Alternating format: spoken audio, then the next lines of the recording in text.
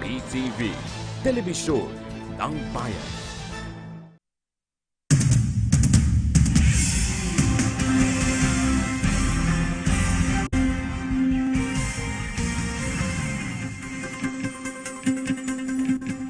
Hapon, nagbabalik ang PTV News Break. Nagpahayag ang Department of Justice na submitted for resolution na ang ilang kasong isinampa laban kay Senadora Laila de Lima. Ayon kay Justice Secretary Vitaliano Aguirre, ilalabas na ng DOJ anumang araw mula ngayon ang resolusyon laban kay de Lima. Ang karagdagang detalye alamin natin mula sa aming kasamang si Ria Fernandez live. Ria? Building aims at kanina nga ay dumalo dito si Justice Secretary Vitaliano Aguirre II sa pagdinig ng Senado kaugnay nga sa immigration bribery scandal. At doon ay sinabi niya na anumang araw mula ngayon ay ilalabas na ng Department of Justice ang resolusyon sa mga kasong isinampa laban kay Senadora Laila de Lima kaugnay sa di umano'y pagkakasungkot nito sa bilibid drug trade.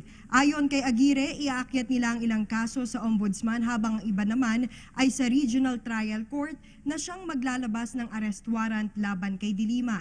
Patong-patong na drug cases ang isinampa laban kay de Lima ng Volunteers Against Crime and Corruption of VACC, NBI at ng mga dating opisyal nito at maging ng inmate na si JB Sebastian noon. Samantala, mariing pinabulaanan naman ni Aguirre na ibinalik niya ang pribilehiyo ng mga inmate na gumamit ng cellphone, TV, internet at iba pang gadget bilang kapalit sa pagtestigo laban kay de Lima.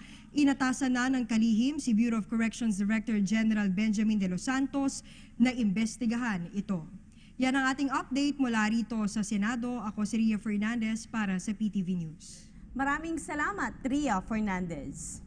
Sa iba pang mga balita, ipinagpaliban ng Sandigan Bayan ang arraignment o pagbasa ng sakdal kay dating COMELEC Chief Benjamin Abalos sa kasong graft kaugnay sa maanumalyang pagbili nito ng sasakyan noong 2013 na nagkakahalaga ng 1.7 million pesos.